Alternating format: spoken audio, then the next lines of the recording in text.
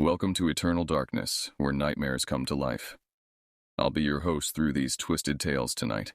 Before we descend into the shadows, remember to like and subscribe to join our growing community of horror enthusiasts. Get comfortable, turn down the lights, and prepare yourself as we begin our journey into the unknown. It was early 1998, in a newer subdivision near Granite Ridge, just north of Phoenix, Arizona. Our home was practically developed right over fresh desert, with imposing rocky peaks looming in the near distance. The desert was federal land, and at the time, venturing back there was strictly prohibited. But I was a restless 16-year-old sophomore in high school, and rules meant little to me then.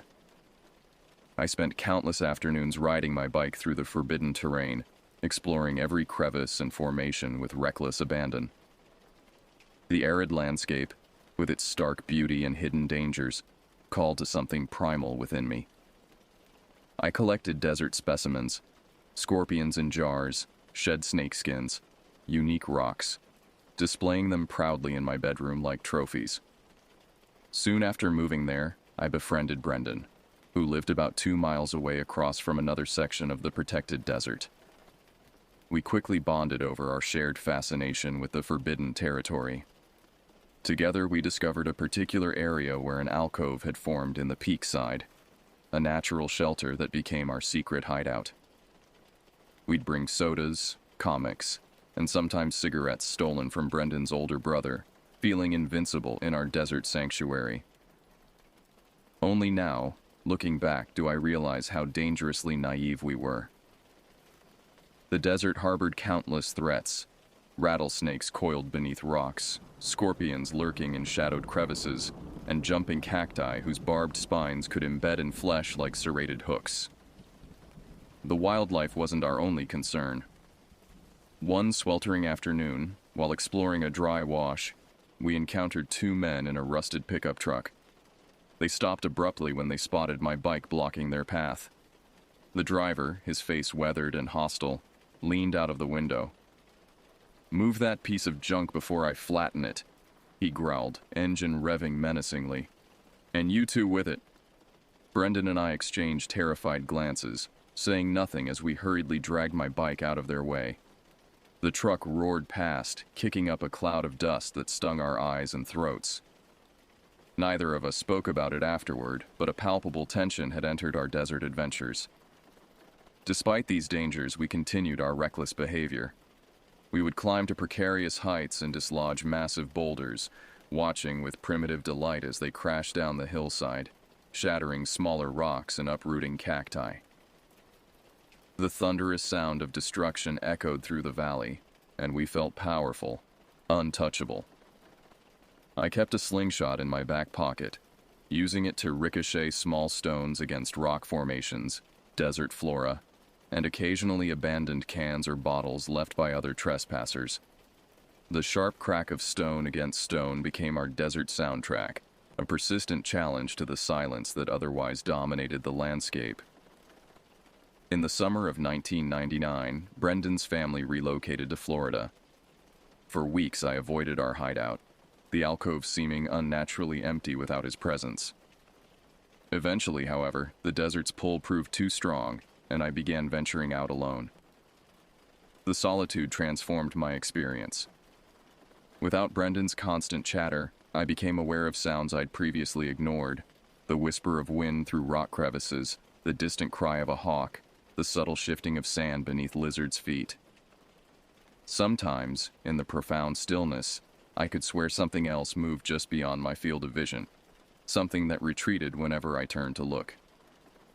During one particularly hot afternoon in July, I decided to collect some jumping cacti to plant along our property line. We had increasingly problematic neighbors, a middle-aged man named Johnson and his teenage sons, who were engaged in an ongoing dispute with the Homeowners Association over unauthorized solar panel installations. Their frustration frequently manifested in petty vandalism: graffiti on community fences, damaged mailboxes, and other nuisance behaviors. My adolescent mind conceived a simple deterrent: planting the vicious jumping cacti underneath the fence line separating our properties. Anyone attempting to climb over would receive a painful surprise. As I carefully gathered several cactus specimens using 2 sticks as makeshift tongs, an unnatural sound cut through the desert silence, the distinctive whipping of helicopter blades. I glanced up to see a black unmarked helicopter hovering unnervingly close. No identification markers, no visible pilot, just a dark, mechanical intruder against the azure sky. An overwhelming sense of dread seized me. Every instinct screamed danger. Abandoning my cactus collection, I leapt onto my bike and pedaled frantically toward home, more than a mile away. The helicopter maintained its position initially, then began moving in my direction with deliberate slowness. By the time I reached our backyard, sweat drenched my clothes and my lungs burned with each breath. Desperate to cool down, I plunged my head into our pool, the sudden cold a shock against my overheated skin. As water dripped from my hair, the unmistakable sound returned. The helicopter now hovered directly above our house. I continued petting our German shepherd, Rusty, with deliberate casualness, refusing to look upward. The dog's ears flattened against his head, his body tense against mine. For several agonizing minutes, the helicopter remained, before finally departing toward the direction of Luke Air Force Base, where we knew they maintained a shooting range beyond the desert area. That night, I couldn't shake the feeling of being watched. As I lay in bed, strange shadows seemed to gather in the corners of my room, dispersing whenever I turned to look directly at them. I fell into a restless sleep filled with fractured dreams of pursuing figures and incomprehensible whispers. The helicopter incident marked the beginning of a disturbing pattern. In the weeks that followed, I experienced increasingly alarming sleep disturbances. I would jolt awake in the middle of the night, disoriented and terrified, often finding myself in bizarre positions, standing beside my bed, crouched in a corner, or once, inexplicably, atop my dresser. More disturbing were the violent episodes. On multiple occasions, I regained consciousness while violently swinging my pillow at unseen assailants, my heart racing and adrenaline coursing through my veins. During these episodes, I would briefly glimpse shadowy forms or misty apparitions that vanished the moment I became fully aware. My parents attributed these incidents to normal teenage stress, suggesting that upcoming college applications and my recent breakup with my girlfriend were manifesting in strange sleep behaviors.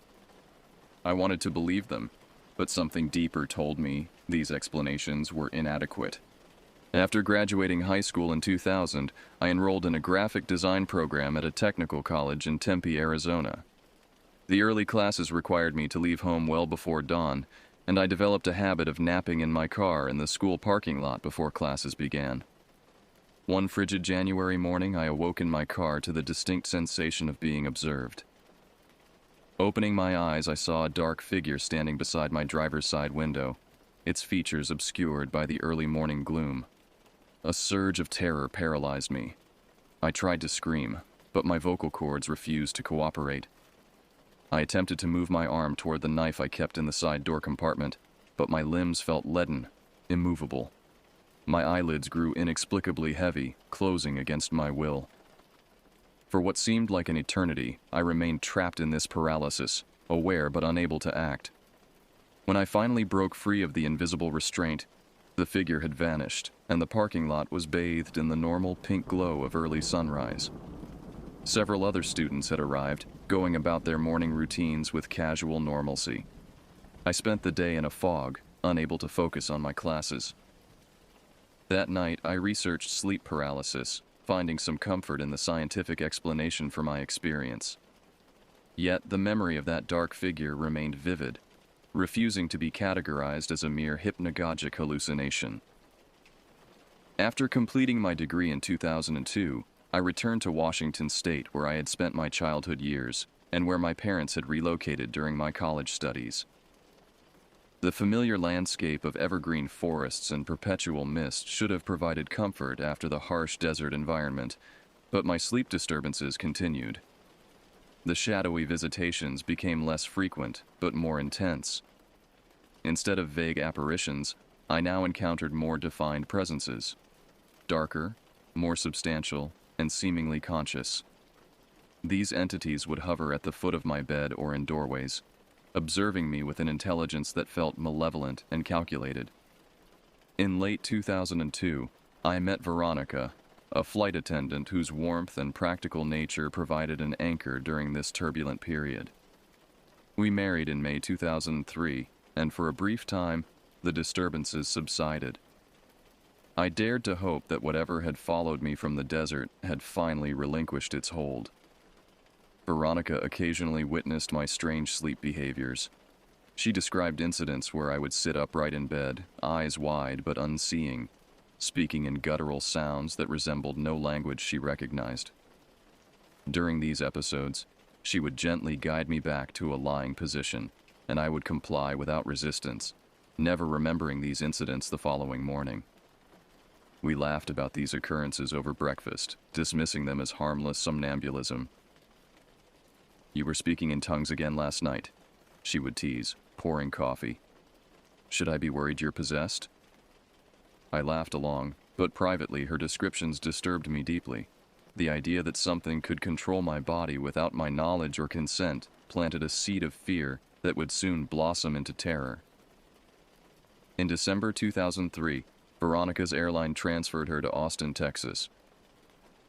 We relocated, finding a rustic cedar cabin for rent in Smithville, about 30 miles southeast of the city. The isolated property, surrounded by dense pine forest, seemed idyllic after years of suburban living. The cabin itself was charming if somewhat dilapidated. A single-story structure with a small kitchen, living area, bedroom, and bathroom. Previous tenants had left behind various decorative items, including a plaster statue of Apollo that we placed on a shelf in the living room. Veronica's schedule often kept her away until the early morning hours, leaving me alone in the cabin for long stretches. At first, I welcomed the solitude, using the time to develop my freelance graphic design portfolio. But as winter deepened, the isolation began to feel oppressive. Strange sounds became commonplace. Creaking floorboards when I was the only one home, scratching noises from inside the walls, the sensation of footsteps following behind me as I moved through the cabin. I attributed these phenomena to the structure's age and the surrounding wildlife. But doubt gnawed at me. My sleep disturbances returned with increased intensity. I would wake to find myself in unusual locations, standing in the yard at midnight, huddled in the shower fully clothed, or once, terrifyingly, perched on the cabin's roof with no memory of how I'd climbed there. Veronica grew concerned, suggesting I consult a sleep specialist. I agreed, but appointments were scheduled months out due to the rural location. In the meantime, I began recording myself sleeping, using a video camera borrowed from a friend.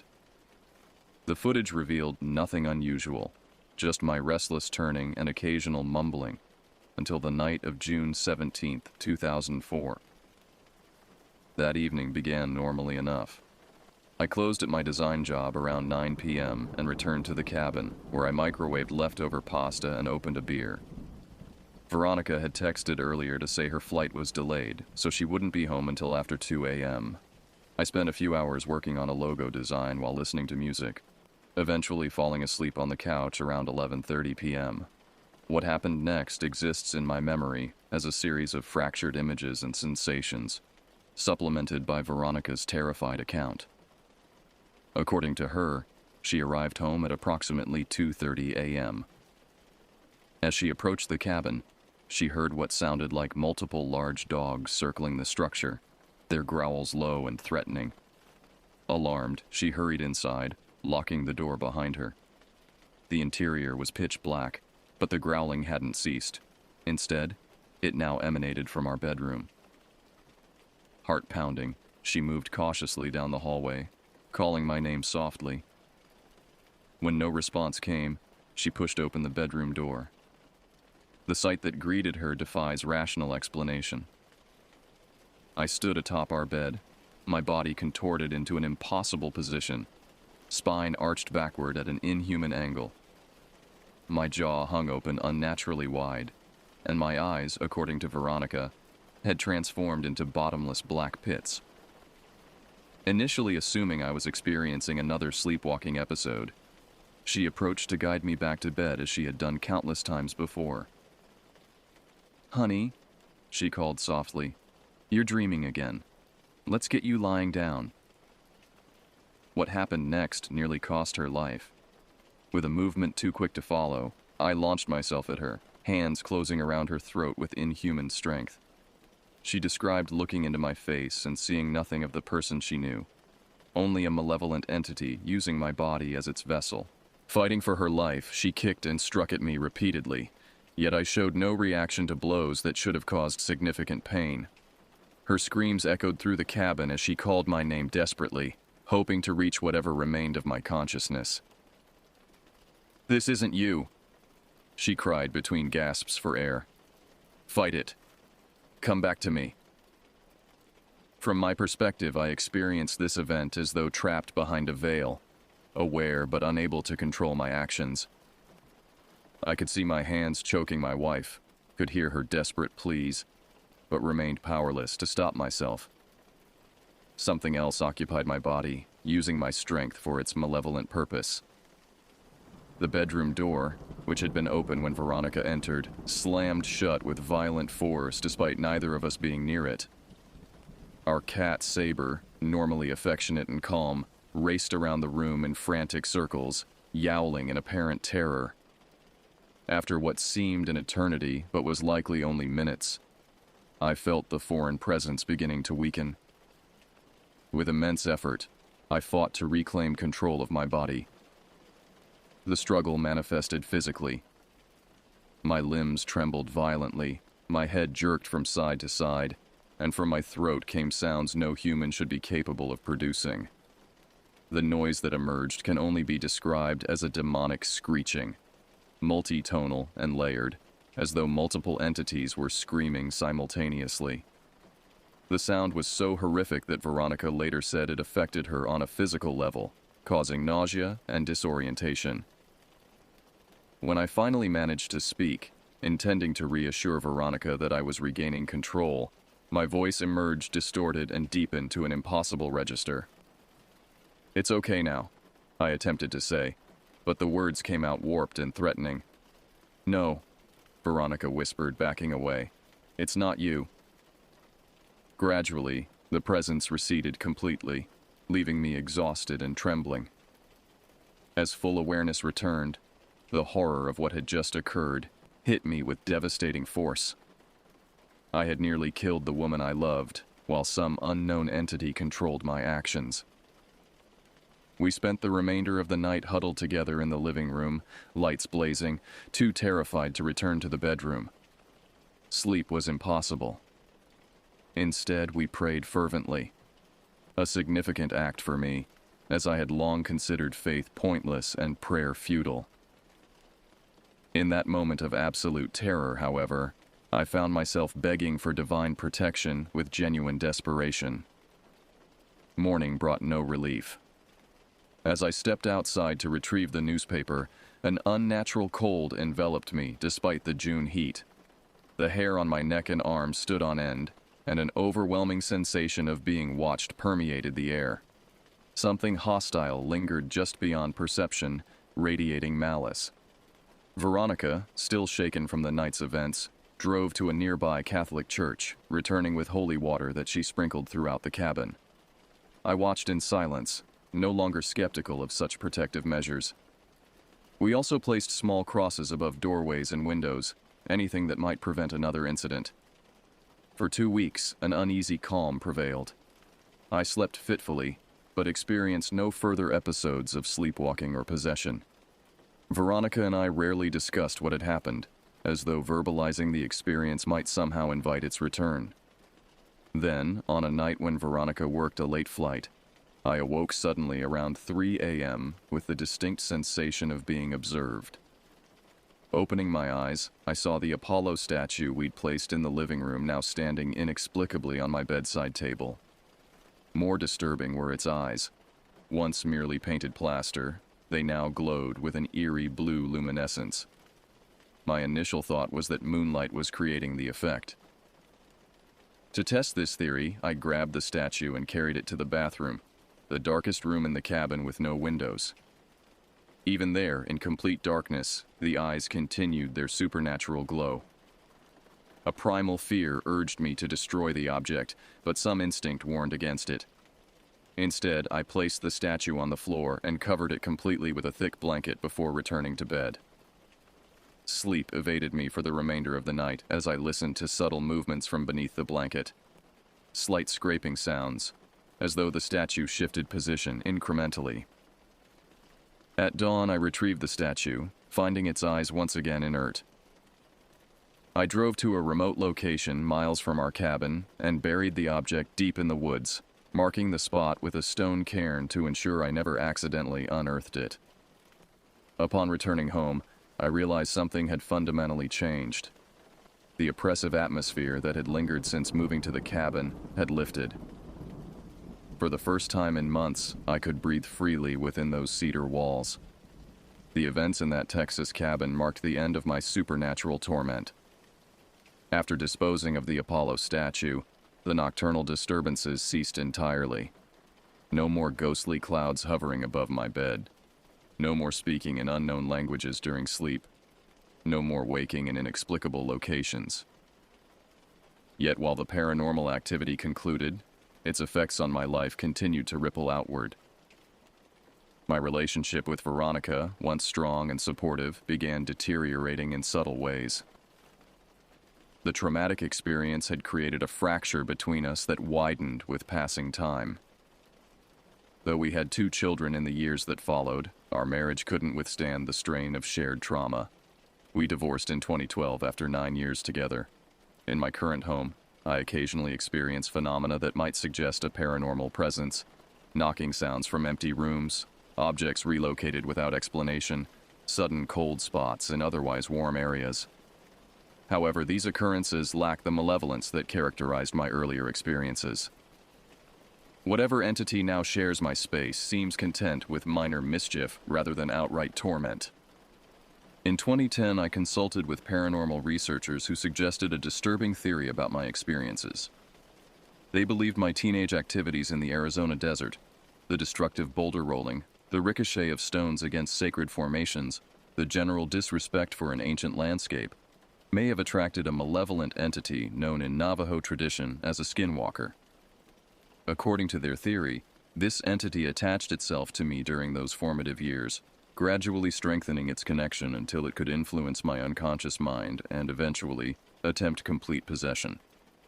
The Apollo statue, they suggested, may have served as a conduit or vessel, explaining why its disposal marked the end of the more violent manifestations. I remain skeptical of this specific explanation, but I cannot deny the reality of what I experienced. Something beyond scientific understanding targeted me, nearly destroyed my marriage, and fundamentally altered my perception of reality. My worldview has shifted dramatically since those terrifying years. While I still avoid organized religion, I maintain a profound belief in forces beyond human comprehension and the importance of respecting spaces and energies we don't fully understand. I've learned that genuine terror often stems not from the supernatural itself, but from the realization that our understanding of reality is incomplete and fragile. For those who have never experienced such phenomena, these accounts may seem like fabrications or the delusions of an unstable mind. Before my experiences began, I too would have dismissed such stories. Now I understand that some truths can only be learned through direct experience, no matter how unwilling the student. I share this account not to convince skeptics or seek validation, but as a warning. There exist in this world boundaries that should not be crossed and ancient forces that should not be disturbed. My reckless teenage explorations awakened something that hunted me across thousands of miles and nearly claimed my life. Sometimes, lying awake at night, I wonder if it truly abandoned its pursuit or merely retreated temporarily. Perhaps it waits still, gathering strength for another attempt. This uncertainty is the final horror of my experience, knowing that some doors once opened can never be truly closed again.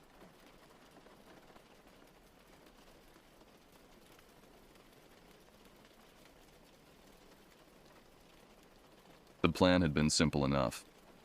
My father, Dennis, and I were supposed to meet my nephew, Kyle, and my brother, Victor, for a weekend camping and hiking expedition along a remote section of the Appalachian Trail, just outside Gatlinburg, Tennessee. The drive would take nearly 8 hours from our starting point in Ohio, so we had arranged to depart at 7 in the morning to ensure we arrived with sufficient daylight for establishing our first campsite. I should have known better than to trust Dennis with punctuality. My father possessed many admirable qualities, but reliability regarding time commitments was not among them. He had developed an unfortunate pattern over the years of arriving hours late to important events, armed with increasingly elaborate excuses and an expectation that his natural charm would smooth over any inconvenience he had caused others. That October morning in 2023, I sat fully packed and ready on my apartment steps at 6:45, watching the empty parking lot as the minutes crawled past 7, then 7:30, then 8. My hiking boots were lace-tight, my backpack stuffed with carefully planned gear, and my patience wearing dangerously thin. The weather forecast had called for possible afternoon storms, making our early departure even more critical. When Dennis finally arrived at nearly 10 o'clock, he announced his presence by laying on his horn repeatedly, as if I were the cause of our delay. The sound echoed harshly off the apartment buildings, and I could see neighbors peering irritably from their windows. My anger flared immediately. Nothing infuriated me more than someone sitting in their vehicle making noise instead of simply walking to the door like a civilized person. "Traffic was murder," he called through his open window, grinning as if his lateness were somehow endearing. "You ready to hit the road, kiddo?" I climbed into the passenger seat without responding, my jaw clenched tight. The entire carefully planned schedule was now destroyed. Instead of arriving at our trailhead by mid-afternoon with hours of daylight ahead, we would be lucky to reach the parking area before dark. The 8-hour drive stretched ahead of us like a punishment. Dennis filled the silence with increasingly absurd justifications for his tardiness, punctuated by frequent stops at rest areas where he would purchase snacks he claimed were essential for wilderness survival. Mainly candy bars and energy drinks. Each time we returned to the vehicle, he would light another cigarette, filling the enclosed space with smoke despite knowing how much I despised it.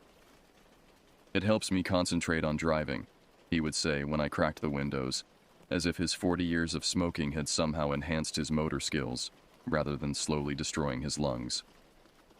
Around noon, my phone began buzzing with increasingly frustrated messages from Victor and Kyle, who had been waiting at the designated meeting point since 11:30. I texted back our delayed estimated arrival time, watching their responses grow more terse with each update. "Your dad's really done it this time," Victor wrote. "It's supposed to rain tonight. We needed to be on the trail hours ago." Dennis read the messages over my shoulder at a red light and shrugged. "They're being dramatic. A little rain never hurt anybody. Besides, night hiking builds character." I wanted to point out that night hiking in unfamiliar wilderness during a storm was dangerous rather than character building, but I had already wasted enough energy on anger. Instead, I stared out the window at the increasingly mountainous terrain, watching storm clouds gather on the horizon like a dark omen. By the time we finally pulled into the gravel parking area at the trailhead, the sun hung low and orange behind a wall of advancing thunderheads. The temperature had dropped noticeably and I could smell rain in the air, that distinct metallic scent that preceded mountain storms. Victor and Kyle stood beside their truck, both visibly agitated and already dressed in their rain gear. My nephew Kyle, 23 and athletic from his college wrestling days, paced back and forth like a caged animal. Victor, my older brother by 3 years, wore the expression of barely controlled fury that I remembered from our childhood when Dennis had missed yet another important event. 8 hours late," Victor said as Dennis emerged from the driver's seat, stretching theatrically. 8 goddamn hours, Dennis. Do you have any idea what you've done to our timeline?" Now, Dennis replied, popping the trunk and beginning to unload his gear with maddening slowness. "We're here, aren't we? The mountains aren't going anywhere." As if summoned by his cavalier attitude, The first drops of rain began to fall. Cold, sharp drops that stung exposed skin and promised worse to come. The misty precipitation quickly escalated to a steady drizzle, then to a legitimate downpour that soaked through our outer layers within minutes. "This is insane," Kyle muttered, shouldering his pack. "We should wait until morning." But we had driven too far and planned too long to abort the trip entirely. The section of trail we intended to hike formed a loop that would bring us back to this parking area after 3 days, assuming we maintained a reasonable pace. Now, with darkness approaching and weather deteriorating, our margin for error had shrunk to nothing. Dennis took his time organizing his equipment, seemingly oblivious to the increasingly desperate looks from Victor and Kyle. He rearranged his pack 3 times, tested his headlamp repeatedly, and engaged in lengthy deliberation over which of his several knives to carry on his belt. "For God's sake, Dad!" I finally snapped. "Just pick one and let's go." The rain had intensified to the point where standing water began forming in the parking lot's tire ruts. Our carefully planned afternoon departure had become a nighttime expedition into deteriorating weather conditions. I felt the first tendrils of genuine unease creeping into my consciousness as I realized how many things were already going wrong. When we finally set off down the trail, we were forced to use our headlamps immediately. The forest canopy blocked what little daylight remained, plunging us into premature darkness.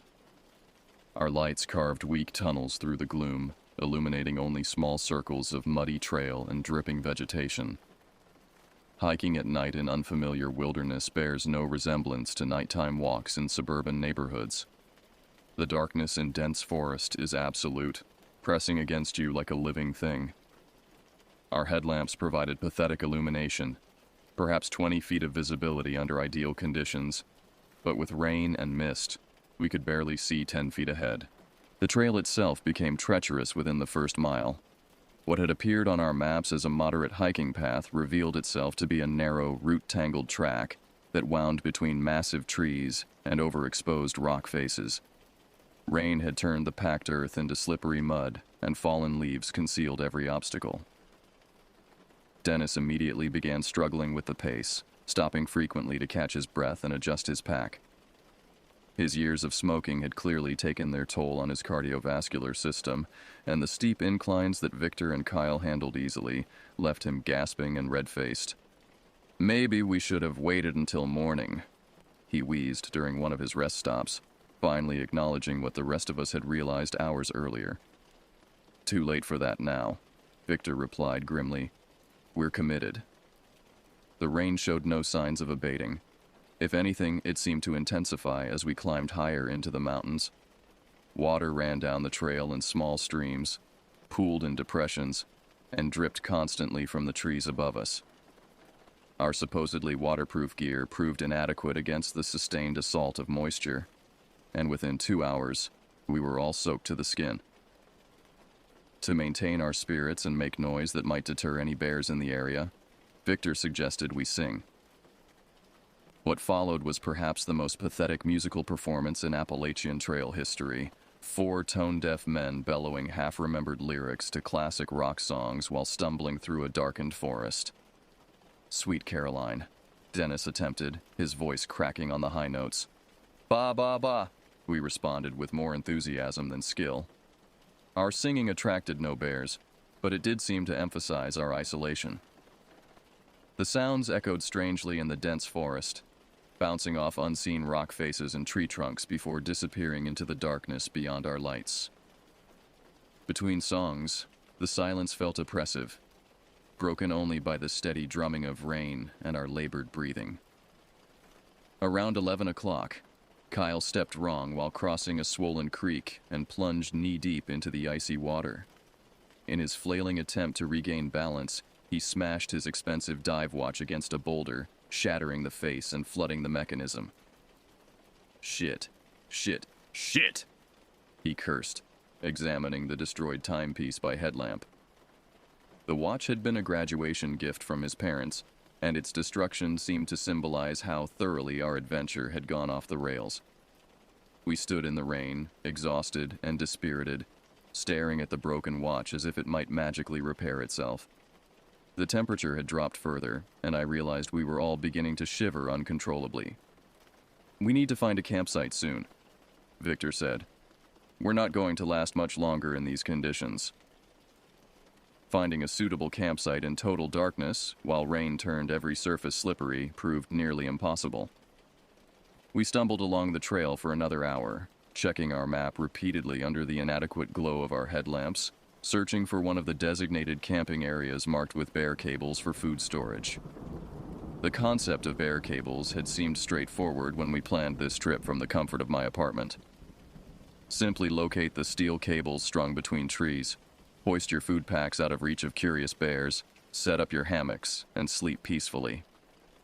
The reality proved far more challenging. When we finally located a camping area around midnight, it consisted of a small clearing on a steep hillside, accessible only by scrambling up a muddy slope that left us all covered in earth and decomposing leaves. The bear cables were there as promised, but barely visible in our weak lights and slick with rain. "This can't be right," Kyle muttered, surveying the sloped ground where we would need to set up our sleeping arrangements. How are we supposed to sleep on this incline? But it was what we had, and our physical condition was deteriorating rapidly. Dennis had begun coughing violently during our climb, his smoker's lungs protesting the cold, damp air. Victor showed signs of early hypothermia, his speech slightly slurred and movements becoming clumsy. We needed shelter immediately. Setting up hammocks on a hillside in the dark during a rainstorm tested every limit of our inexperience. The trees were spaced awkwardly, forcing us to rig our sleeping systems at bizarre angles. My hammock ended up positioned head downhill, ensuring that gravity would work against any hope of comfortable rest. The bear cables proved even more challenging than anticipated. We fumbled with wet ropes and heavy packs, trying to hoist our food supplies high enough to discourage any curious wildlife. The system seemed designed for experienced outdoorsmen working in daylight, not exhausted amateurs operating by headlamp in driving rain. Dennis nearly injured himself when the rope slipped through his wet hands, and the counterweight pack came crashing down, missing his head by inches. The impact sent our carefully organized food supplies scattering across the muddy ground, forcing us to crawl around in the dark, collecting scattered energy bars and trail mix. "This is a disaster," Victor said quietly, and for the first time in our lives, I heard genuine fear in my older brother's voice. By the time we had our hammocks rigged and our food secured, it was nearly 2 a.m. We were all hypothermic to some degree, exhausted beyond rational thought, and facing the prospect of trying to sleep in unstable hammocks on a steep slope while rain pounded our inadequate shelter. "At least it can't get any worse," Kyle said as he climbed into his hammock. Those words would haunt me for the rest of the night. Despite my exhaustion, sleep proved elusive.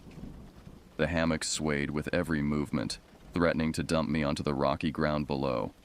Rain drummed steadily against my tarp, creating a constant white noise that should have been soothing but instead felt ominous. Every few minutes, accumulated water would find a gap in my shelter and drip onto my face or sleeping bag. The hill's steep angle meant that I was constantly sliding toward the foot of my hammock, forcing me to repeatedly adjust my position to avoid ending up in an uncomfortable heap. My sleeping bag, despite its supposed waterproof rating, had absorbed enough moisture to feel clammy against my skin. Around 3 a.m, I finally began to drift into an uneasy doze, my consciousness hovering at the edge of sleep. That was when I first noticed the silence. The forest's nighttime symphony had been a constant backdrop since our arrival. The rustle of small animals in the underbrush, the distant call of owls, the whisper of wind through the trees. Even the rain had maintained its steady rhythm. But now, suddenly, everything had stopped. The silence was absolute and unnatural. No rain, no wind, no animal sounds. Even my own breathing seemed muffled, as if the air itself had thickened. I lay perfectly still in my hammock, straining to hear any normal forest noise. but the world had gone completely quiet. That was when I heard her voice. "Come to me." The words were whispered directly into my ear, so close that I felt the warmth of breath against my skin. A woman's voice, soft and compelling, speaking with an intimacy that made my heart race. But when I turned my head toward the sound, there was nothing there. I fumbled for my headlamp, my hands shaking as I clicked it on. The beam cut through the darkness, illuminating empty air beside my hammock. The other 3 men were motionless in their sleeping arrangements, giving no indication that they had heard anything unusual. "Come to me," the voice repeated, and this time I was certain it came from the opposite side of my hammock. I swung the light in that direction, but again found nothing. My pulse hammered in my throat as I realized that the voice seemed to move around me, always just beyond the reach of my vision. I drew the hunting knife I had placed beside me and held it across my chest, the cold steel providing minimal comfort. The voice came again and again, always whispering my name, always urging me to leave the safety of my hammock and venture into the darkness. Each time the voice spoke, every hair on my body stood on end. The sound was wrong somehow, too clear, too close, as if it were being generated inside my own head rather than reaching me through the air. But I knew I was fully awake, alert, and terrified. Between each whispered invitation, the forest silence would return, pressing against my eardrums like a physical weight. Then the normal sounds would resume gradually. First the distant call of an owl, then the rustle of leaves, finally the gentle patter of rain returning. Only when the natural symphony was fully restored would I begin to relax, and only then would exhaustion start to reclaim me. But as soon as I approached sleep, the cycle would repeat. Silence, then the voice, then my frantic search with the headlamp, then the gradual return of normal forest sounds. This pattern continued for hours, destroying any hope of rest and leaving me increasingly frayed and paranoid. By dawn, I felt as if I had aged years in a single night. Dawn brought no comfort, only confirmation of how thoroughly miserable our situation had become. The rain had stopped sometime before sunrise, but everything in our campsite was soaked. Our gear dripped constantly, our clothes clung to our bodies with uncomfortable dampness, and the smell of mildew had already begun to permeate our equipment. Dennis emerged from his hammock looking haggard and pale, his usual jovial demeanor replaced by obvious discomfort. His persistent cough had worsened overnight, producing wet, rattling sounds that suggested his lungs were struggling with the cold, damp conditions. Kyle appeared to have slept better than the rest of us, though he complained bitterly about the hammock's tendency to fold him in half during the night. His youth and athletic conditioning had served him well in the harsh conditions. Victor, however, looked terrible. Dark circles surrounded his eyes, and his movements were sluggish and uncoordinated. When he tried to speak, his words came out slurred and confused, clear signs that the cold had affected him more severely than the rest of us. As we began the miserable process of breaking camp and packing our wet gear, I debated whether to mention my nocturnal experience. The voice had seemed so real, so immediate, that I had no doubt about what I had heard. But describing supernatural encounters to my pragmatic family seemed certain to result in ridicule or worse, concern about my mental state. Instead, I waited until we were on the trail and let Victor fall back to walk beside me while Dennis and Kyle continued ahead. "Did you hear anything strange last night?" I asked quietly, keeping my voice casual. Victor's reaction was immediate and telling. His face went pale and he glanced around nervously before responding. "What kind of strange?" he asked, but his tone suggested he knew exactly what I meant. "Voices. A woman's voice calling out." Victor stopped walking entirely, grabbing my arm with surprising force. "You heard it too?" he whispered urgently. I thought I was losing my mind, The voice kept calling my name, telling me to come find her. It went on for hours. The confirmation that I was not alone in my experience provided little comfort. If anything, knowing that Victor had heard the same voice made the situation more disturbing rather than less. Two people experiencing identical auditory hallucinations seemed highly unlikely, suggesting that something genuine had occurred in our campsite.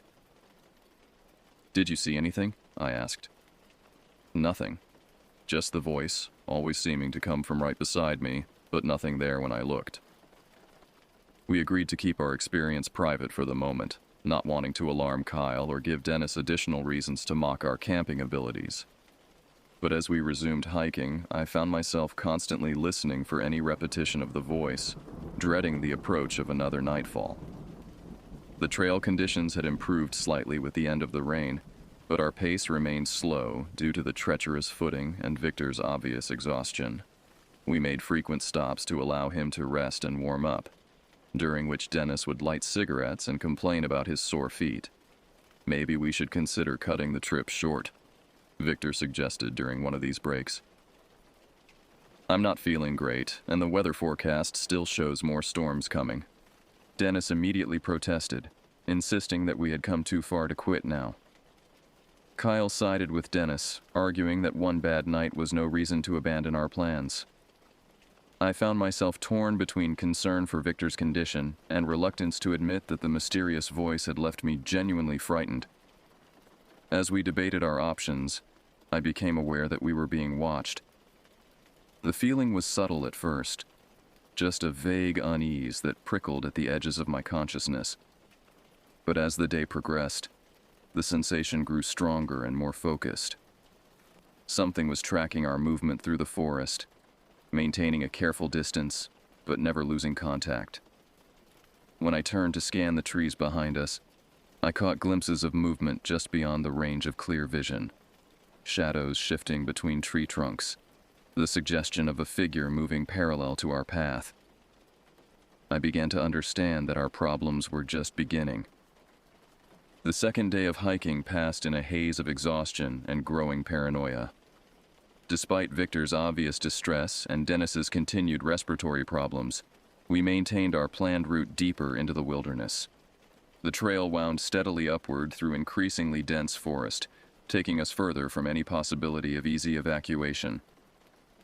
My sense of being observed intensified throughout the morning. Whatever was following us had grown bolder, or perhaps more numerous. I caught glimpses of movement in my peripheral vision with increasing frequency, always just beyond the point where I could focus clearly, always dissolving into ordinary forest shadows when I turned to look directly. During our lunch break at a small clearing beside a creek, I finally voiced my concerns to the group.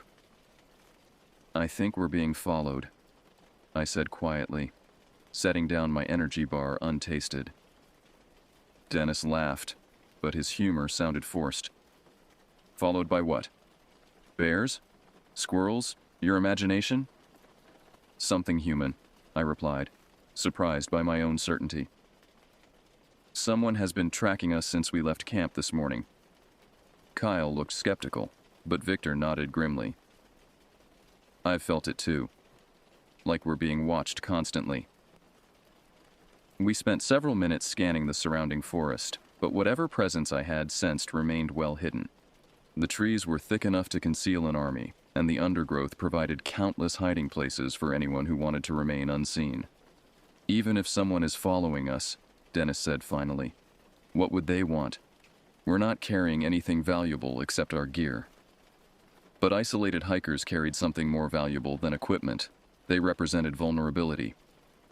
Stories of attacks on remote trails were rare but not unknown, and our group presented an appealing target. We were clearly inexperienced, obviously struggling with basic wilderness skills, and completely cut off from any outside assistance. As we resumed hiking, I noticed that our mysterious shadow had become more aggressive. The glimpses of movement were closer now, sometimes appearing ahead of our position rather than behind it. Whatever was following us was attempting to encircle our group, cutting off potential escape routes. The realization that we might be walking into an ambush sent adrenaline surging through my system. I began paying careful attention to the terrain around us, looking for defensive positions or alternate routes if we needed to flee quickly. Around mid-afternoon, Kyle suddenly stopped and held up his hand for silence. We all froze, straining to hear whatever had caught his attention. "Footsteps," he whispered. "Someone is walking parallel to us, about 50 yards to the left." We listened intently, and I could indeed hear the soft crunch of feet on fallen leaves, maintaining perfect pace with our own movement. When we stopped, the sound stopped. When we resumed walking, it resumed as well. "That's it," Victor said, his voice tight with fear. "We're getting out of here. Now." But Dennis refused to abandon our planned route, insisting that we were being paranoid and overreacting to normal forest sounds. His stubborn refusal to acknowledge danger put us all at risk, and I realized that our group's safety might depend on overruling his decisions. "We're not staying out here another night," I said firmly. "Not with someone stalking us." As if summoned by my words, a woman's voice called out from the forest ahead of us, clear and unmistakable in the afternoon stillness. "Help me," she pleaded, the sound carrying clearly through the trees. "Please, I'm lost. Can someone help me?" The voice was the same one that had whispered to me during the night, but now it spoke loudly enough for all of us to hear. Dennis immediately started toward the sound, but Victor grabbed his arm. "Don't," Victor warned. "Something's wrong with this." "It's a woman in distress," Dennis protested. "We can't just ignore her." But the voice came again from a completely different direction, at least 100 yards from its previous location. No human being could have moved that distance so quickly and silently. "Help me," it repeated. And this time the plea seemed to come from above us, as if the speaker were somehow suspended in the forest canopy. That was when we all understood that we were dealing with something far beyond our ability to comprehend or confront. We made the second campsite in record time, driven by shared terror and the desperate need to establish some form of defensive position before nightfall. This clearing was smaller than the first, but it offered better sightlines and positioned us with our backs to a steep rock face that would prevent approach from that direction. The bear cables were easier to manage with experience, and we worked with grim efficiency to secure our food and establish our sleeping arrangements. This time, we positioned our hammocks in a tight cluster rather than a spread-out line, reasoning that mutual protection was more important than privacy. As darkness fell, the woman's voice resumed its calling. Sometimes it pleaded for help, sometimes it whispered our names individually. Sometimes it spoke words too soft to understand but compelling enough to make us want to leave our defensive position and search the forest. "Don't listen to it," Victor warned repeatedly. "Whatever it is, it's trying to separate us." Dennis had finally abandoned his skepticism after hearing the voice move impossibly through the forest during our afternoon hike. His usual bravado had been replaced by wide-eyed fear and chain-smoking that made his cough even worse. Kyle had become our de facto leader, his youth and athletic training making him the most capable member of our group under crisis conditions. He organized watch schedules, distributed our emergency supplies, and maintained the fire that had become our primary psychological defense against the darkness. "We leave at first light," he announced, as we settled into our hammocks for what we all hoped would be our final night in the wilderness.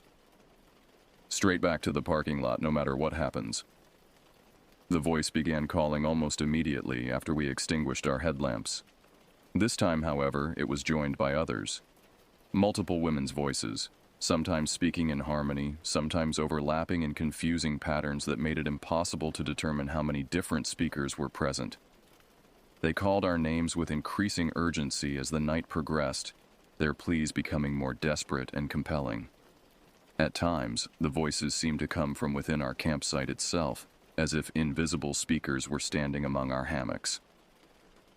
Around midnight, the voices changed tactics. Instead of calling for help or whispering our names, they began describing terrible things happening to our family members back home.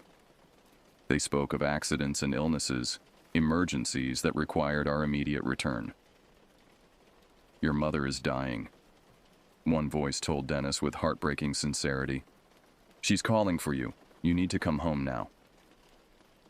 "Your wife has been in an accident," another informed Victor. "She's in the hospital asking for you." The psychological assault was expertly crafted, targeting our deepest fears and strongest emotional bonds. Several times, one of us would start to rise from his hammock, convinced that the voices were telling the truth about some family crisis. But each time, the others would provide grounding, reminding the affected person that these claims were impossible to verify and likely false. We held each other accountable throughout the night, maintaining our defensive position despite the voices' increasingly sophisticated manipulation. As dawn approached, the voices grew fainter and less frequent. When the first rays of sunlight penetrated the forest canopy, they stopped entirely, leaving us exhausted but victorious in our resistance to whatever force had tormented us. We broke camp in record time, abandoning any pretense of organized packing in favor of speed. Our only goal was to reach the parking lot and civilization as quickly as possible. The hike out took 6 hours of grueling effort, but we maintained our pace despite exhaustion and fear. The sense of being followed persisted for the first few miles, but gradually faded as we descended toward lower elevations. When we finally emerged from the forest and saw our vehicles waiting in the parking lot, the relief was overwhelming. We had survived something that defied rational explanation, something that had tested every limit of our psychological endurance. As we loaded our gear and prepared to depart, I turned back toward the trailhead one final time. For just a moment, I thought I saw a figure standing at the forest's edge, watching our departure. But when I looked more carefully, there was nothing there. We drove home in relative silence, each of us processing our experience privately. None of us ever spoke publicly about the voices in the forest, and we never attempted another overnight hiking trip together. Some experiences are too strange and too personal to share with the outside world. They become part of your private history, events that shaped you but cannot be adequately explained to others. I still don't know what we encountered in those Appalachian woods. I can only say with certainty that it was real, it was intelligent, and it was far more dangerous than any natural predator we might have faced. The mountains keep their secrets well, and some mysteries are meant to remain unsolved. But I will never forget the voices that called to us from the darkness, and I will never again venture into the deep wilderness after sunset. Some risks are simply too great to take twice.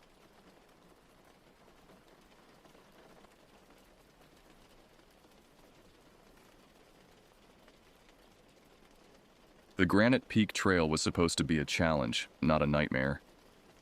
My friend Darren had suggested the trip, a 5-day trek through one of the most remote sections of the Bitterroot National Forest in Montana. As an experienced hiker with over a decade of backcountry trips under my belt, I didn't think twice about accepting. Our group consisted of 4 people: myself, Darren, his cousin Josh, and Josh's girlfriend Melanie. We'd all hiked together before, though never on something this isolated. The Bitterroots have nearly 1.6 million acres of wilderness, and the northern section we'd chosen sees fewer than 50 hikers a year. Perfect spot to disappear if you wanted to, Josh had joked as we finalized our route. I remember laughing. We arrived at the trailhead on a Wednesday morning in early October. The parking area was empty except for our vehicle, a beaten-up Subaru Outback that had seen better days. "Nobody else crazy enough to be out here this late in the season," Darren remarked, shouldering his pack. The temperature was forecasted to drop below freezing at night, but we were prepared with proper gear. The first signs of something off came within hours of starting our hike. About 3 miles in, we found unusual markings on several trees, not standard trailblazes, but deep, parallel gouges about 6 feet up the trunks. They appeared too methodical to be from animal claws. "Bear marking territory?" Melanie suggested, examining one of the cuts.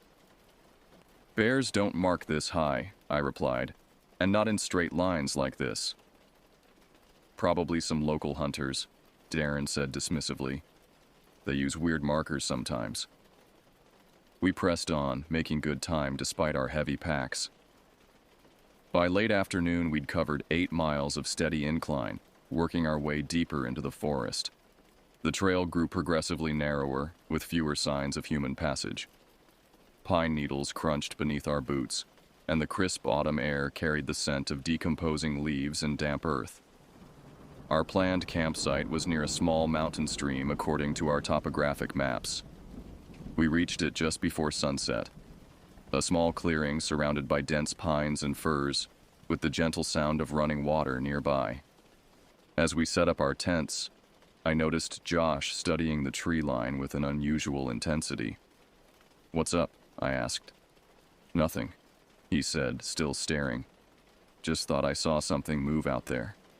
"Probably deer," I said. "They're curious creatures." "Yeah, probably." We gathered firewood and prepared dinner as darkness fell. The temperature dropped rapidly, and we huddled around the fire, swapping stories and passing a flask of whiskey. The forest around us came alive with night sounds, the rustling of small animals, the occasional hoot of an owl, the whisper of wind through pine needles.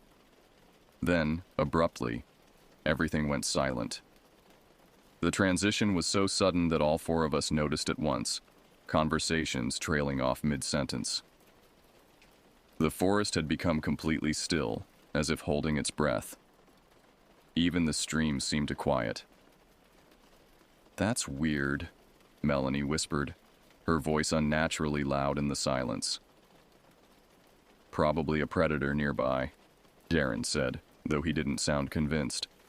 "When smaller animals sense a threat, they go quiet." We listened intently for several minutes, but heard nothing beyond the soft crackling of our fire. Eventually, the normal forest sounds gradually returned, but they seemed different somehow, more cautious, more restrained. That night, I awoke to the sound of movement outside my tent. Not the familiar rustling of nocturnal forest creatures, but deliberate bipedal steps circling our campsite. I lay perfectly still, straining to hear.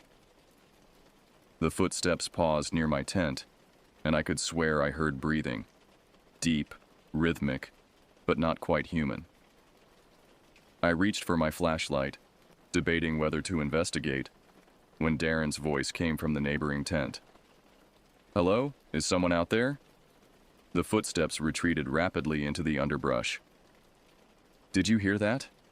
I whispered across to Darren's tent. "Yeah," he replied. "Sounded like someone walking around." "I'm going to check it out," I said, unzipping my tent. The campsite was bathed in moonlight. Nothing moved in the surrounding trees, but as my eyes adjusted, I noticed something that made my stomach clench. Our backpacks, which we'd hung from a tree branch to keep away from animals, had been taken down. They now sat nearly arranged by our fire pit, the contents undisturbed but clearly examined. "Wake the others," I told Darren, who had emerged from his tent. "Someone's been through our stuff." Josh and Melanie joined us, and we surveyed the scene with growing unease. "Should we pack up and head back?" Melanie asked, hugging herself against the cold. "In the middle of the night?" Josh shook his head. "That's asking to get lost or injured." "We stick together until morning," I decided. 2-person watches until dawn, then we decide. None of us slept much after that. During my watch with Darren, I spotted movement at the edge of our camp, just a shadow slipping between trees, there and gone so quickly I couldn't be certain I'd seen anything at all. "Did you see that?" I whispered. "See what?" Darren replied, scanning the darkness. I hesitated. Nothing, just my eyes playing tricks. But I knew it wasn't my imagination. Something was watching us, and whatever it was getting bolder. Dawn arrived with a heavy mist clinging to the forest floor. We debated returning to the trailhead, but ultimately decided to continue our planned route. The incident with our backpacks was concerning, but we rationalized it might have been caused by an unusually bold animal, Perhaps a raccoon or even a black bear. Let's just be more careful about securing our food and gear, Josh suggested.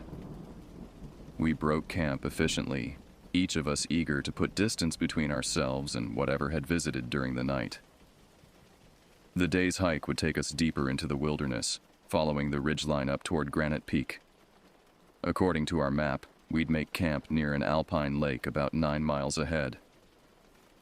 The forest changed as we ascended. The thick pines gave way to sparser vegetation, and occasional clearings offered breathtaking views of the surrounding mountains. By noon, we'd climbed nearly 2,000 feet in elevation.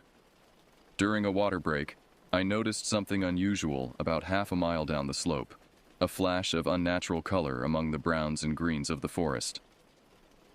"Does anyone else see that?" I asked, pointing. Darren pulled out his binoculars and focused. "Looks like fabric? Maybe a tent or backpack." "Another hiker?" Melanie suggested hopefully. "Let's check it out," I said. "It's not far off our path." We descended carefully through the underbrush. As we got closer, I could see it was indeed a tent, or what remained of one. The once blue fabric was shredded and scattered across a small clearing, along with the contents of a backpack, clothing, a water filter, packages of freeze-dried food torn open and strewn about. "Jesus," Josh whispered, surveying the scene. "Bear attack?" I examined the damage more closely. "I don't think so. These tears are too clean, too deliberate." "Could be a mountain lion," Darren suggested, but he sounded doubtful. "Where's the hiker?" Melanie asked, voicing the question we were all thinking. We searched the area, calling out and listening for a response. About 30 yards from the destroyed campsite, we found a hiking boot, still laced, lying on its side. "This isn't good," I said, picking it up. The boot was a men's size 11, sturdy and well worn. There was no blood or signs of struggle, just a single boot abandoned in the woods. "We need to go back and report this," Melanie insisted, her voice tight with fear. "That would take us a day and a half," Josh countered, "and we don't even know what happened here. Maybe the guy just had an equipment failure and hiked out on his own." "Leaving his boot behind?" I asked skeptically. "Look," Darren said, "we should at least check the registration log at the next ranger station. It's only about 5 miles ahead and we can decide what to do from there." We agreed on this compromise, but the discovery had cast a pall over our expedition. As we hiked, I couldn't shake the feeling that we were being followed. Several times I spun around, certain I'd caught movement in my peripheral vision, but saw nothing.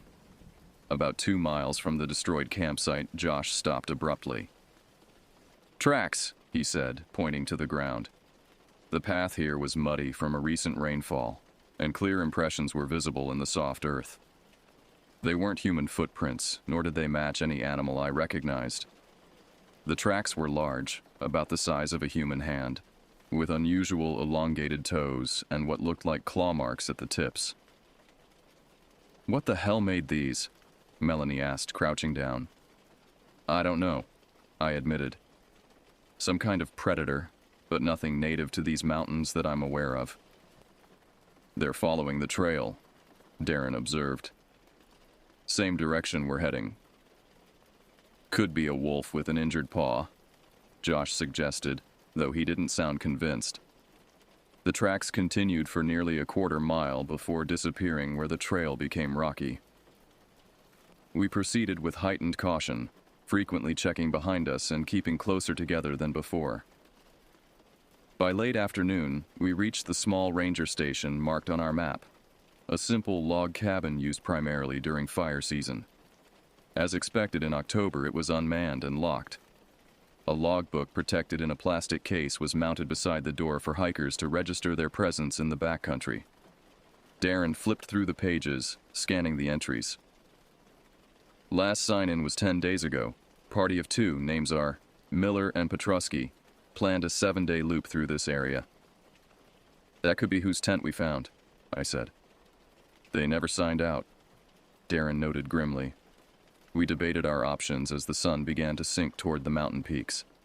Turning back would mean at least another day of hiking, and darkness was approaching rapidly. The alpine lake where we'd planned to camp was less than 2 miles ahead. Let's stick to the plan, I decided finally. We'll reach the lake before dark, make camp, and head back first thing tomorrow. No one was enthusiastic about continuing forward, but the alternative, being caught on the trail after nightfall, seemed worse.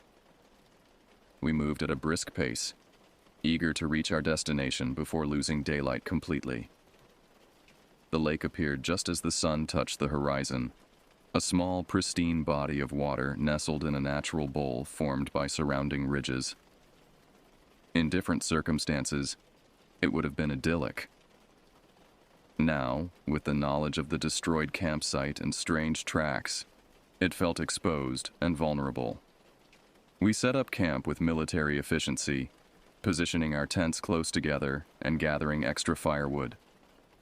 No one spoke about what we'd found, but it hung in the air between us, an unacknowledged presence as tangible as the approaching darkness.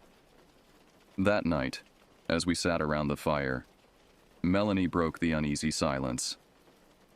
I keep feeling like we're being watched. None of us contradicted her. I'd felt the same sensation all afternoon. Eyes following our movements, calculating, waiting. The feeling was so intense I could almost point to where the observer was hiding. We should set up a perimeter, I suggested. Something that will make noise if anything approaches. Using fishing line from Josh's emergency kit, we strung an alarm system around our campsite. Cans and metal cooking equipment that would rattle if the line was disturbed. It wasn't much, but it provided some small comfort as we retired to our tents. Sleep was elusive that night. Every sound from the forest seemed amplified. The rustle of pine needles, the soft lapping of water against the lakeshore, the occasional distant cry of a night bird. I lay awake, listening, waiting, my hand resting on the handle of my hunting knife. Just before midnight, our alarm system erupted in a cacophony of metallic clanging. I bolted upright in my tent, fumbling for my flashlight. Outside, the alarm continued to sound, a chaotic jangling of displaced cookware. Darren was already shouting, his voice tight with fear. "Who's there? We're armed!" A bluff, but perhaps a necessary one. Between us, we had only hunting knives and a small hatchet for splitting firewood. I unzipped my tent with one hand, knife clutched in the other, and emerged into the moonlit clearing. The perimeter line on the western edge of our camp had been triggered. Metal cups and plates lay scattered on the ground, but there was no sign of what had disturbed them. The others joined me, forming a tight cluster, our flashlight beams cutting through the darkness. "Did anyone see anything?" I asked. "Movement by those trees," Josh said, pointing toward a dense stand of pines about 30 yards away. Just for a second. We swept our lights across the area but illuminated nothing except foliage and shadows. The forest had gone unnaturally quiet again, the same eerie silence we'd experienced the previous night. "Let's build up the fire," I suggested. The idea of light and warmth seemed comforting, even if it was mostly psychological. As we gathered around the rekindled flames, Melanie gripped Josh's arm suddenly. "Listen," she whispered. At first I heard nothing. Then it came, a sound so incongruous it took several seconds to process.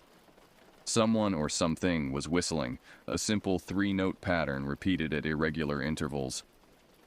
The sound seemed to move, circling our campsite just beyond the reach of our firelight. "Hello?" Darren called out. "Is someone there? We're friendly hikers." The whistling stopped immediately. For several heartbeats, the only sound was the crackling of our fire.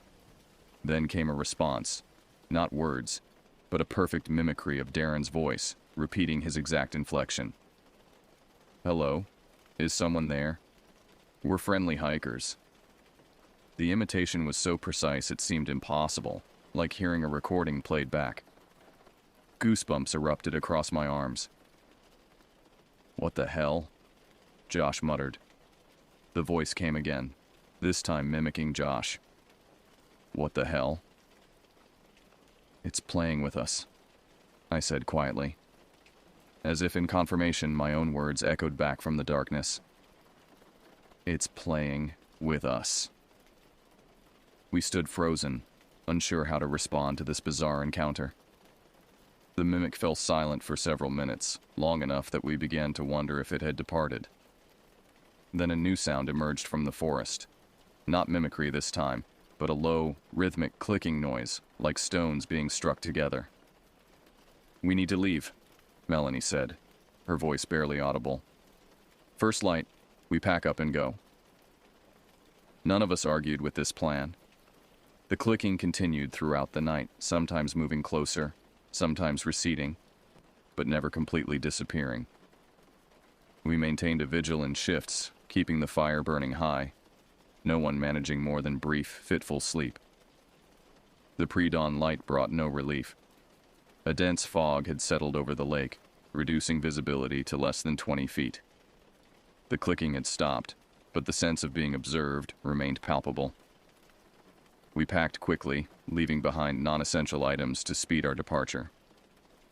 The plan was simple: retrace our steps to the ranger station, then follow the main trail back to the trailhead. If we pushed hard, we could make it out before nightfall. The fog complicated our journey. Landmarks visible just yesterday had vanished in the murky grayness, forcing us to rely on compass readings and trail markers. We moved as quickly as safety allowed, no one speaking except to confirm directions or warn of obstacles. About a mile from camp, Melanie stopped abruptly. "Look at this," she said, pointing to the ground. The trail here was soft, and clear impressions were visible in the dirt. The same unusual tracks we'd seen the day before, but now they were everywhere, crisscrossing the path as if whatever made them had been pacing back and forth. The tracks were fresh, the edges still crisp. "It was here during the night," I said, "watching us." "Let's keep moving," Darren urged, glancing nervously at the surrounding forest, now ghostly and indistinct in the fog. We quickened our pace, the silence between us heavy with unspoken fear. The strange tracks followed the trail for nearly half a mile before veering off into the underbrush. I found myself constantly looking over my shoulder, certain that our stalker was keeping pace just out of sight. The fog began to thin as the morning progressed, but our sense of unease only intensified. The forest seemed different somehow. The familiar sounds absent or altered, the spacing of trees not quite as I remembered. Several times Josh consulted the map with growing confusion. "This doesn't look right," he said finally, stopping at a fork in the trail not marked on our map. "We should have reached the ranger station by now." "We must have taken a wrong turn," Darren suggested, though we'd been following the main trail consistently. "Or the fog disoriented us," I added, trying to make sense of our surroundings. We decided to take the right fork, which seemed to angle back toward where we believed the ranger station should be. The path narrowed quickly, becoming less maintained, with branches reaching across the trail and roots creating treacherous obstacles. After another hour of increasingly difficult hiking, the trail disappeared entirely, leaving us standing in a small clearing surrounded by unfamiliar terrain. The realization hit us simultaneously. We were lost. "This is impossible," Josh said, frustration evident in his voice. "We followed the main trail. There's no way we should be this disoriented." "Let's check the compass again," I suggested, trying to remain calm. Darren pulled out his compass and frowned. "This can't be right. According to this, we've been heading northeast, but we should have been going southwest toward the trailhead." "Let me see," I said, taking the compass. The needle spun lazily, never settling on any particular direction. "It's malfunctioning." "Mine too," Melanie said, checking her own compass. "How is that possible? Natural magnetic deposits in the area, maybe?" Josh suggested, but he sounded doubtful. We had no choice but to use the sun for orientation, but even this proved challenging with the lingering fog and the dense forest canopy obscuring clear sight lines. We selected what seemed to be the most promising direction and began hiking, marking trees as we passed to avoid going in circles. The day wore on, and our progress seemed painfully slow. The terrain became increasingly difficult.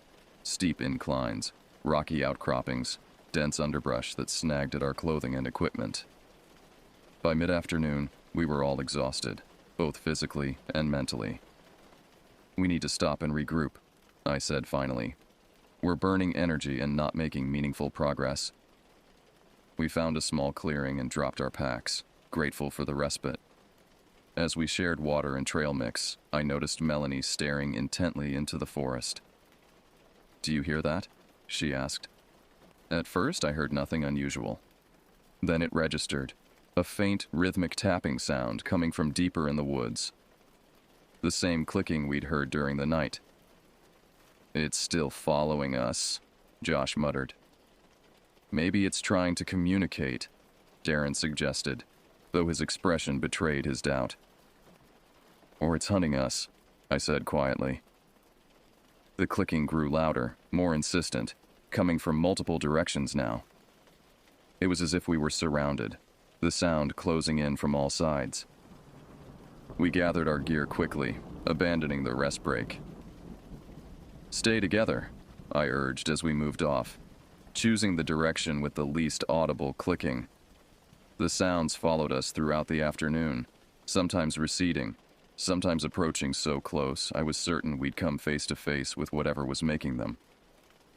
The forest grew darker as clouds gathered overhead, promising rain and an early dusk. With daylight fading and no sign of the trail, we were forced to make camp in another small clearing. Unlike our previous sites, this one offered little natural protection. No lake or rock formations to guard our backs, just trees in every direction.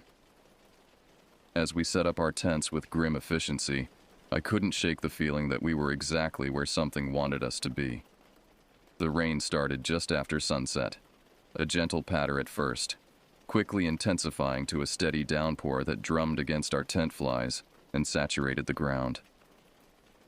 We huddled beneath our inadequate shelter, the planned campfire impossible in the deluge. Our headlamps created small islands of light in the overwhelming darkness. The temperature dropped rapidly, and soon we were shivering despite our layers of clothing. The clicking sounds had stopped when the rain began, which should have been reassuring, but somehow wasn't.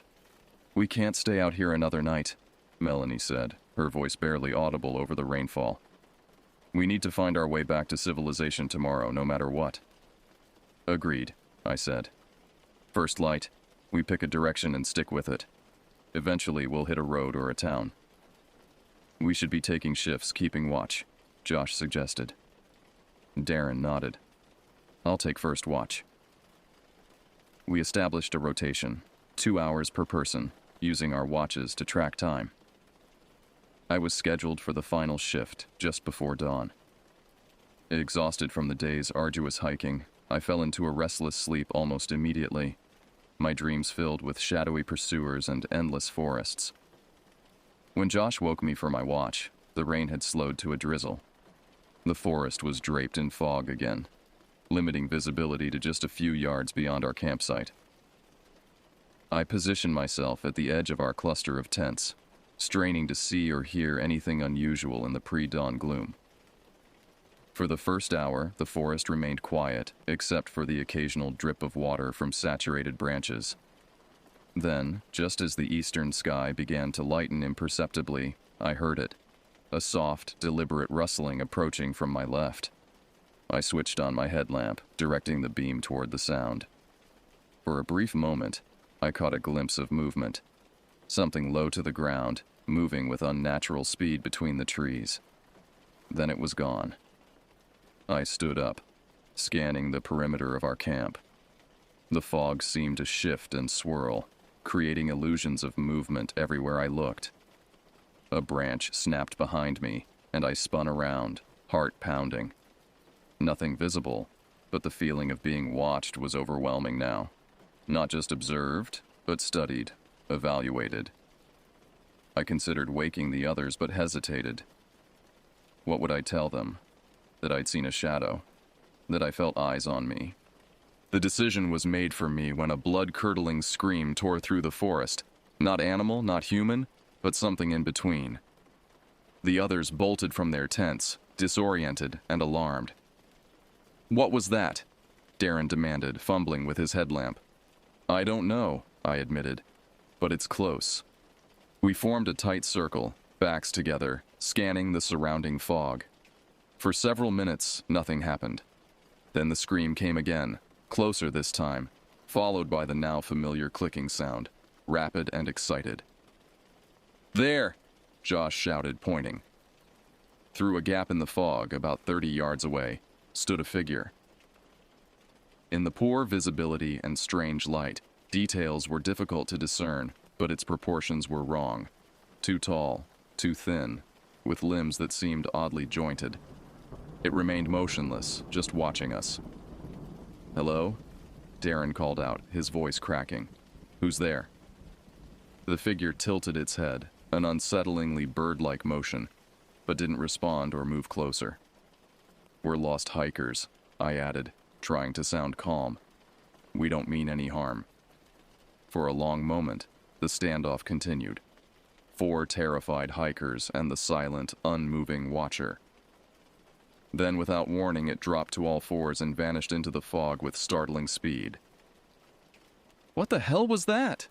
Josh whispered, his face pale in the beam of my headlamp. "A person," Melanie insisted. "It had to be a person." "That wasn't human," Darren countered. "Did you see how it moved?" "It doesn't matter what it was," I interrupted. "We need to leave, now." Despite the early hour and limited visibility, we packed up immediately, abandoning any equipment that would slow us down. Our priority was distance, putting as much space as possible between ourselves and whatever was stalking us. We chose a direction based solely on the rising sun and started hiking, pushing through wet underbrush and slippery terrain. No one spoke. We saved our breath for movement, for escape. About an hour into our frantic journey, Melanie stopped suddenly. "Listen," she said. We paused, hearing what had caught her attention, the distant sound of running water, much larger than a stream, a river. "Rivers lead to civilization," I said, hope flaring for the first time in days. "If we follow it downstream, we'll eventually reach a road or a town." We altered course toward the sound, moving as quickly as safety allowed. The terrain grew steeper as we descended toward the river valley, forcing us to use trees and rocks for support. The fog began to lift, revealing glimpses of our surroundings, unfamiliar territory, but at least we could see more than a few yards ahead. When we finally reached the river, it was larger than expected, about 30 feet across with a strong current. The banks were rocky and steep, making travel alongside it challenging, but not impossible. "Downstream," I confirmed, pointing to our right. "That should eventually lead us out of the wilderness." We had covered perhaps half a mile along the riverbank when Darren, who was leading, stopped abruptly. "Look at this," he said, pointing to the ground.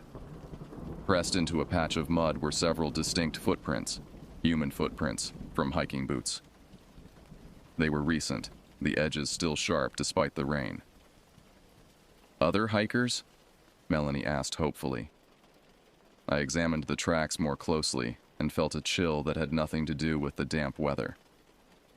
"These are our own boot prints," I said quietly, "from our original hike in." "That's impossible," Josh protested. "We're nowhere near our original trail." But there was no denying the evidence.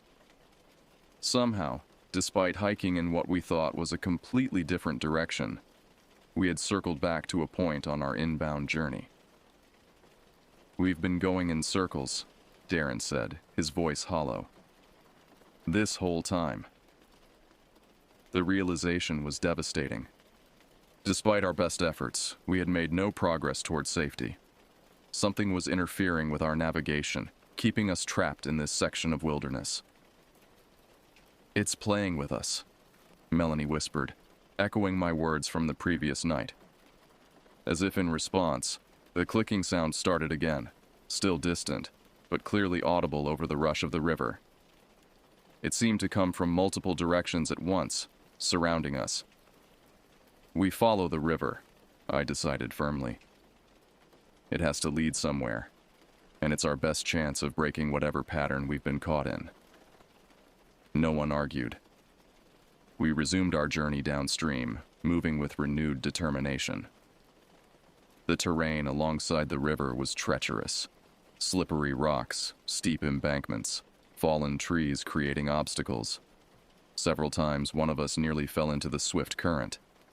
The clicking followed us, sometimes fading, sometimes intensifying, but never disappearing completely.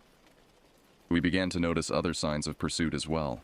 Branches moving against the wind, glimpses of something dark flitting between trees on the opposite bank.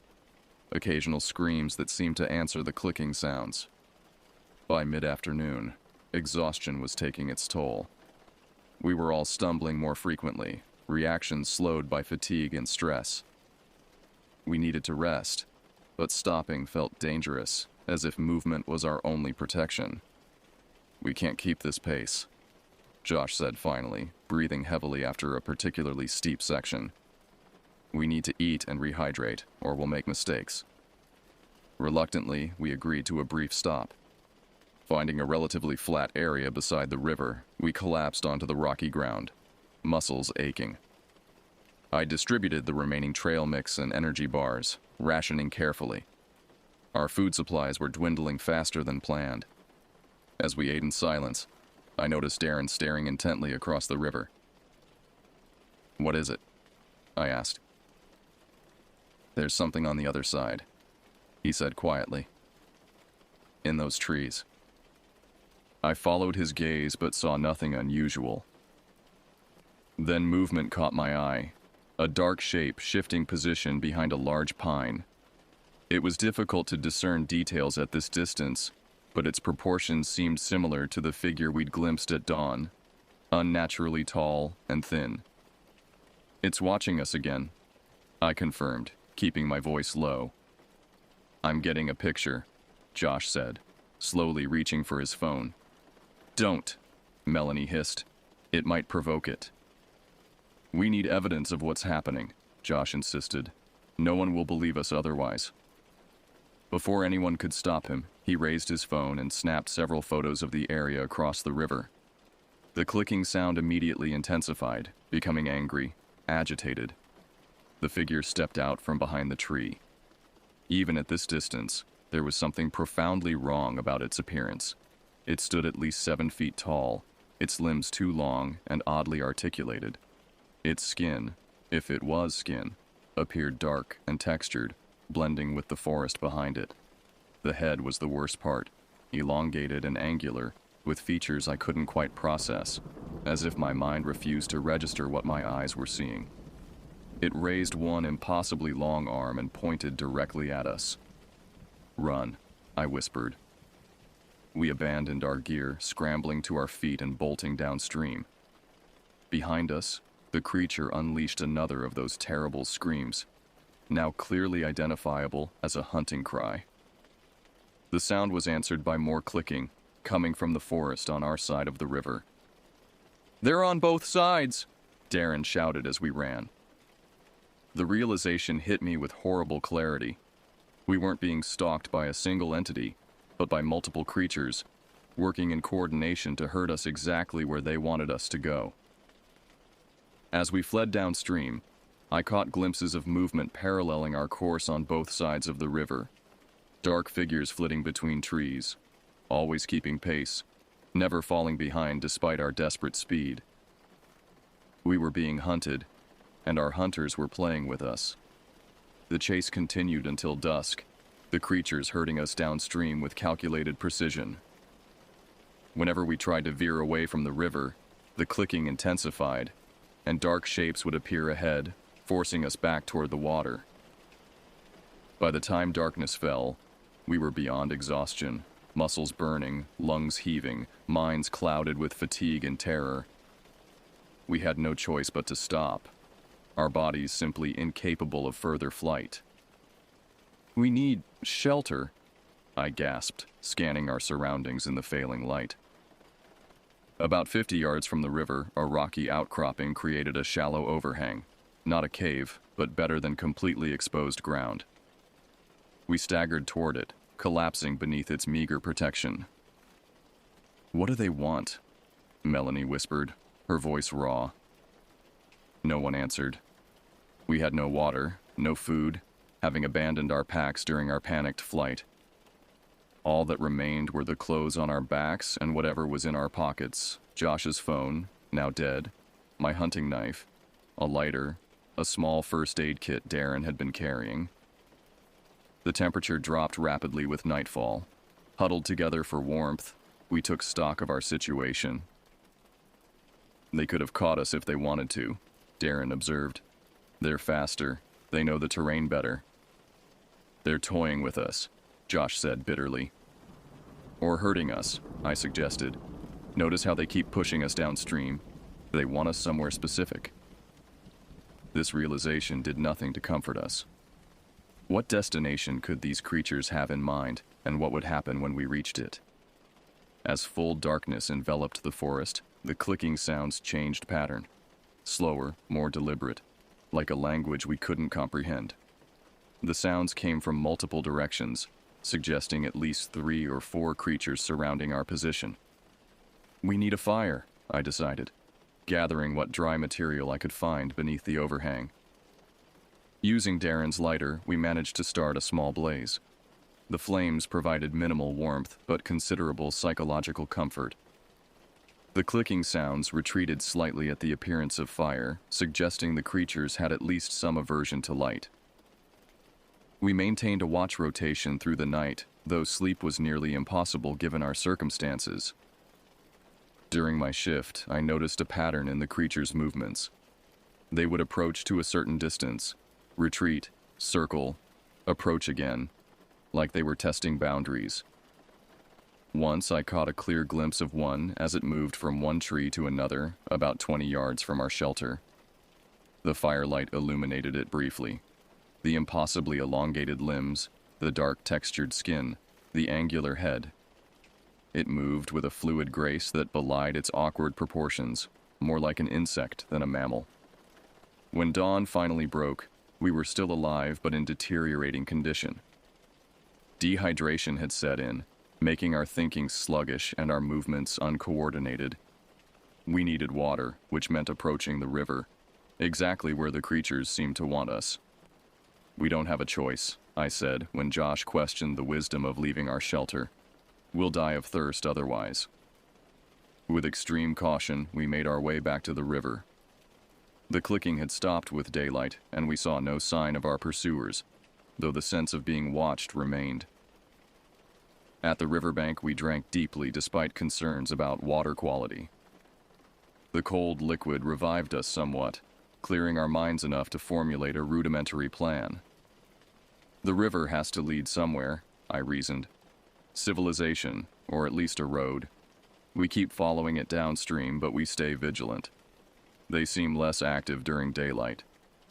"And if they come for us again?" Melanie asked. I pulled out my hunting knife. "We fight if we have to." It was a hollow assertion. What could a single knife do against multiple creatures that moved with such speed and coordination? But having any plan, however desperate, was better than the paralysis of complete hopelessness. We followed the river throughout the morning, our pace slower now due to fatigue and injury.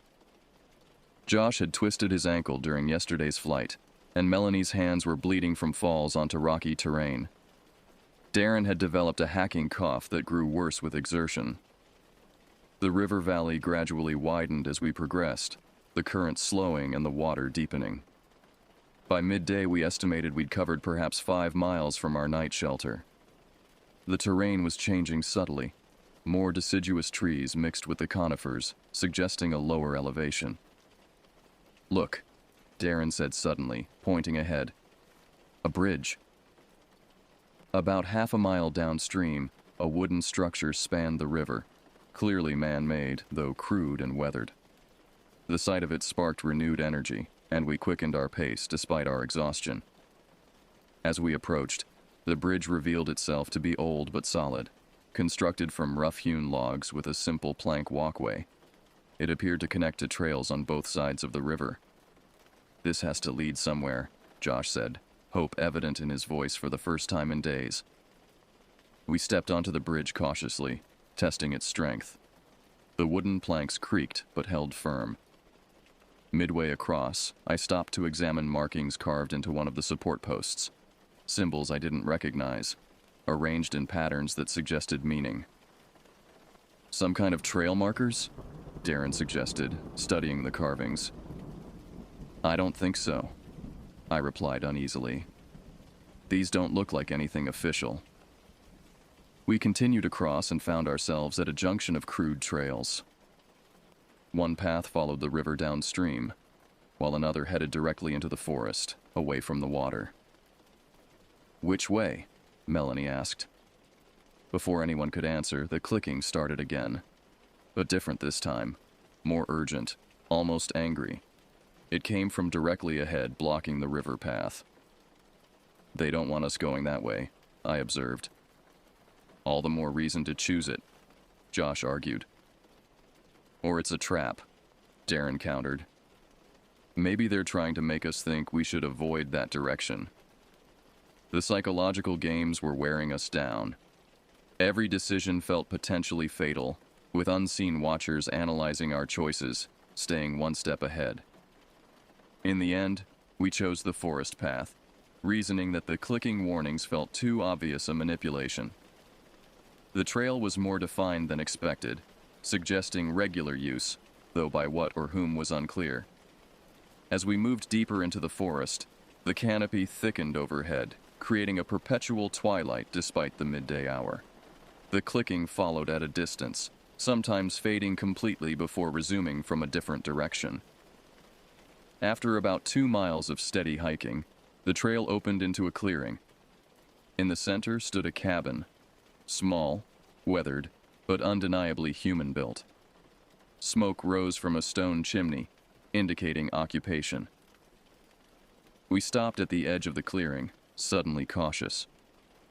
After days of wilderness and inhuman pursuers, the sight of a habitation should have been welcome. Instead, it filled me with inexplicable dread. "Something's wrong," I whispered. "It's shelter," Josh countered. "Maybe whoever lives there can help us." "They live out here," Darren said slowly, "in the territory of those things. How is that possible?" Before we could debate further, the cabin door swung open. An elderly man emerged, dressed in worn outdoor clothing. He appeared entirely ordinary, white-bearded, slightly stooped with age, face weathered from exposure. He looked directly at us, showing no surprise at finding 4 bedraggled hikers at the edge of his clearing. "Been expecting you," he called out, his voice carrying clearly across the open space. "Come on in before dark falls. Not safe out there after sunset." We exchanged glances, torn between suspicion and desperate need for shelter and assistance. "How did you know we were coming?" I called back. The old man smiled, the expression not reaching his eyes. "The woods have a way of sending people my direction when they need help. Come in. I've got food and water, and you look like you could use both."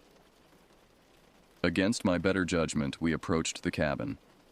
As we crossed the clearing, I noticed small bundles hanging from the surrounding trees. Collections of bones, feathers, and unidentifiable objects tied with sinew and twine. The old man saw me looking. "Protection," he said simply. "Been out here 40 years. You learn ways to stay safe." Inside, the cabin was a single room with sparse furnishings. A wood stove, a rough table with chairs, a narrow bed in one corner, shelves lined with jars and books. Animal pelts hung from the walls, alongside tools and weapons. "Sit," the man instructed, gesturing to the table. "Name's Hansen. Used to be Forest Service, back when they staffed the stations year-round. Decided to stay on when they pulled out." He ladled stew from a pot on the stove into wooden bowls, placing them before us with chunks of hard bread. Despite my misgivings, the smell was irresistible after days of inadequate nutrition. As we ate, Hansen asked no questions about our journey or what we'd encountered. Instead, he spoke of the forest, of weather patterns and animal migrations, of the changing seasons and the isolation of wilderness living. Only when we'd finished eating did he address what had brought us to his cabin. "You've seen them, haven't you?" he asked, his tone matter-of-fact. "The Watchers." We exchanged glances, unsure how to respond. "It's all right," he continued. "Everyone who finds my cabin has seen them. That's how it works." "What are they?" Josh asked, breaking our silence. Hansen shrugged. "Got different names in different cultures. Navajo call them skinwalkers. Other tribes have their own terms. Scientists who come through looking for them never find anything, of course. They only show themselves to who they choose." "Why are they hunting us?" Melanie asked, her voice trembling. "Hunting?" Hansen laughed, a harsh sound without humor. "If they were hunting you, you wouldn't be sitting at my table. No, they're testing you, like they tested me 40 years ago." "Testing for what?" I demanded. Hansen's eyes met mine, and for a moment something flickered behind them. Something ancient and calculating that didn't match his appearance. "Worthiness," he said simply. "The forest has its guardians. They decide who belongs and who doesn't." As darkness fell outside, the clicking sounds resumed. Closer now, surrounding the cabin. Hansen seemed unconcerned, adding wood to the stove and lighting oil lamps as night descended. "You'll stay until morning," he said. It wasn't an offer, but a statement of fact. "I'll show you the way out at first light. There's a logging road about 5 miles east. It'll take you back to civilization." Despite our exhaustion, none of us slept soundly that night. We took turns resting on the floor, wrapped in blankets Hansen provided. The clicking continued outside, sometimes approaching the very walls of the cabin, sometimes retreating into the forest. During my watch, I noticed Hansen wasn't sleeping either. He sat by the stove, whittling a piece of wood with practiced movements, occasionally glancing toward the windows. "How do you live out here with them?" I asked quietly, not wanting to wake the others. He considered the question for a moment. "We have an understanding," he replied finally. "I respect their territory. They respect mine. The talismans help." He nodded toward the bone bundles visible through the window, swaying gently in the night breeze. "What do they want?" I pressed. Hansen's hands stilled, the knife resting against the wood. "Balance," he said. "The forest maintains its own equilibrium. Too many outsiders disturb that balance." "The missing hikers," I said. "The destroyed campsite we found. Was that them?" "Sometimes they warn," Hansen replied obliquely. "Sometimes they cull. Depends on the trespass." The conversation left me more unsettled than before. Hansen's casual acceptance of the creature's actions, his talk of culling and trespass, suggested a perspective that had shifted far from normal human morality. I wondered, not for the first time, what exactly we were sharing this cabin with. Morning arrived with a heavy mist shrouding the forest. Hansen was already awake, preparing a simple breakfast of oatmeal and strong coffee. We ate quickly, eager to begin our journey to the promised logging road. "Follow the sun," Hansen instructed as we prepared to leave. "Keep it on your right shoulder until midday, then directly behind you. Don't deviate, no matter what you hear or see." "They'll let us go?" Darren asked skeptically. Hansen's expression was unreadable. You made it to my cabin. That means something to them. But don't test their patience. Move quickly and directly. Before we departed, he handed me a small bundle similar to those hanging from the trees. Carry this, he said. It won't guarantee safe passage, but it helps mark you as acknowledged. The object felt unnaturally heavy for its size, wrapped in leather with feathers and small bones protruding from the binding. I secured it to my belt with reluctance, distrusting Hansen almost as much as the creatures, but unwilling to reject any potential protection. As we set out, Hansen remained on his porch, watching our departure with those strange, evaluating eyes. Something about his gaze made me quicken my pace, eager to put distance between ourselves and the cabin. The forest seemed different that morning, the mist creating ghostly shapes among the trees. Familiar sounds muted and distorted. We moved in tight formation, following Hansen's directions. The sun a pale disk barely visible through the fog and canopy. For the first hour, we heard nothing unusual. No clicking, no screams, no signs of pursuit. Gradually, our pace increased, confidence building with each unchallenged step. Maybe we're actually going to make it, Josh said cautiously, breaking the tense silence. Don't jinx it, Melanie muttered. We continued eastward, the terrain gradually descending. The forest composition changed, with more deciduous trees appearing among the conifers, suggesting we were approaching lower elevations. According to Hansen, the logging road should be accessible within a few hours of hiking. Around midday, we paused briefly to rest and reorient. The sun had strengthened, burning through patches of mist, making navigation easier. I checked the bundle Hansen had given me, still secured to my belt, though I couldn't shake the sensation that it had grown warmer, almost pulsing against my hip. As we prepared to resume our journey, Darren froze suddenly. Listen, he whispered. At first I heard nothing unusual. Then it registered, the absence of sound. The forest had gone silent again, that unnatural quiet that had preceded each encounter with the creatures. Keep moving, I urged, fighting rising panic. Hansen said don't stop no matter what. We quickened our pace, no longer trying to move quietly. Speed was our priority now, distance our only defense. The silence followed us, creating a bubble of emptiness that moved with our progress. After another mile, the clicking started again, distant at first, then gradually closing. It came from behind us this time, as if following rather than hurting. Don't look back, I instructed. Just keep moving forward. The terrain grew steeper, forcing us to scramble over fallen logs and navigate around dense underbrush. Each obstacle slowed our progress, allowing the sounds behind us to draw closer. The clicking accelerated, becoming more agitated. They're gaining, Josh said, his breath coming in ragged gasps.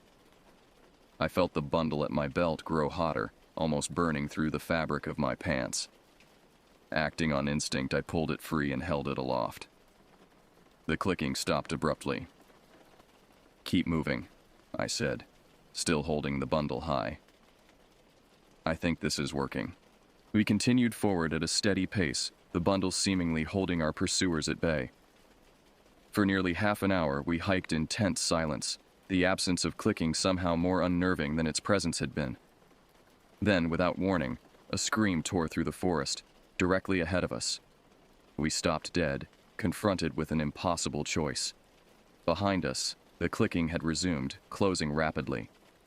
Ahead, something waited, announcing its presence with that terrible cry. They've surrounded us, Melanie whispered. I raised the bundle higher, turning in a slow circle. We keep going forward, I decided. Hansen said straight east no matter what. We resumed our advance, moving more cautiously now. The terrain began to level out, and through the trees ahead I could make out what appeared to be a clearing, wider and more regular than a natural feature. The logging road, Darren said. hope evident in his voice. As we approached the clearing, the clicking intensified from all directions, no longer just behind us, but surrounding us completely. The bundle in my hand began to vibrate, the feathers and bones trembling as if alive. 50 yards from what was indeed a crude dirt road, a figure stepped out from the trees directly in our path. It was one of them, taller than any human, limbs impossibly elongated, skin textured like bark. Its head was the worst part, vaguely humanoid in shape but with features that seemed to shift and change when viewed directly, as if refusing to resolve into anything recognizable. It raised one arm, pointing not at us, but at the bundle I held. Understanding came with sudden clarity. The bundle wasn't protection. It was a marker, a tracker. Hansen hadn't been helping us escape. He'd been ensuring we remained within the creature's reach. I hurled the bundle toward the figure. It caught the object with unnatural speed, those long fingers closing around it precisely. For a moment, it stood motionless, examining what I'd thrown. Then it stepped aside, clearing our path to the road. "Run," I said quietly. "Now." We broke into a sprint, covering the remaining distance to the road in seconds. The clicking followed but remained at the tree line, not pursuing across the open ground of the road itself. The road stretched in both directions, crude but definitely man-made, rutted from vehicle traffic. We turned left, moving as quickly as our exhausted bodies allowed, putting distance between ourselves and the forest edge. After about a mile, we heard the distant sound of an engine. A battered pickup truck appeared around a bend, driven by an older man in forestry service clothing. He stopped when he saw us, taking in our disheveled appearance with obvious concern. "You folks lost?" he called through the open window. "Hikers," I explained breathlessly. "We got separated from our group. Been lost for days." He nodded, not questioning our story. "Hop in the back. I'm heading to town." As we climbed into the truck bed, I glanced back toward the forest. At the tree line, barely visible in the shadows, stood multiple tall figures, motionless, watching. The old forester followed my gaze but showed no reaction, as if he couldn't see what I was staring at. "Something wrong?" he asked. I turned away. "No, just glad to be found." The truck pulled away, carrying us toward civilization. None of us spoke during the journey, each processing the nightmare we'd escaped. The creatures hadn't followed, perhaps unable or unwilling to leave their territory, or perhaps simply satisfied with the tests they'd administered. Hansen's words echoed in my mind. Sometimes they warn. Sometimes they call. We had been warned. Others had been called. The distinction felt arbitrary, a matter of chance rather than merit. What made us worthy of warning rather than elimination? What criteria had we satisfied by reaching Hansen's cabin? The forester dropped us in a small town about 20 miles from the wilderness boundary. From there, we contacted authorities, reporting our experience as a simple case of hikers becoming lost. We mentioned nothing about the creatures or Hansen's cabin. Who would believe us? In the days and weeks that followed, I researched the area extensively. The Bitterroot National Forest has more missing persons cases per capita than almost any wilderness area in the country. Most are classified as accidents or exposure, the bodies never recovered. Official surveys list no permanent residents in the section where we encountered Hansen. The last staffed ranger station was decommissioned in the 1980s. According to records, all personnel were either reassigned or retired. I wonder often about Hansen, who he is, what bargain he struck with the forest guardians, how many lost hikers he's directed over the years. Was he once like us, tested and found worthy of a different fate? Has he become something other than human during his 40 years in those woods? I don't hike anymore. The others have similarly abandoned outdoor activities, Some nights I wake to the sound of clicking outside my window. Just branches tapping in the wind, I tell myself, though I never open the curtains to check. The forest tested us. We survived. But I can't shake the feeling that we're still being watched, still being evaluated. That the test isn't over, merely moved to a different venue.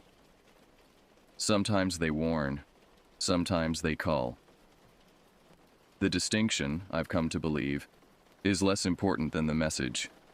The wilderness has guardians, and they are neither benevolent nor malevolent, merely balanced in their own terrifying way. And in the deepest part of night, when sleep eludes me, I wonder if they followed us home.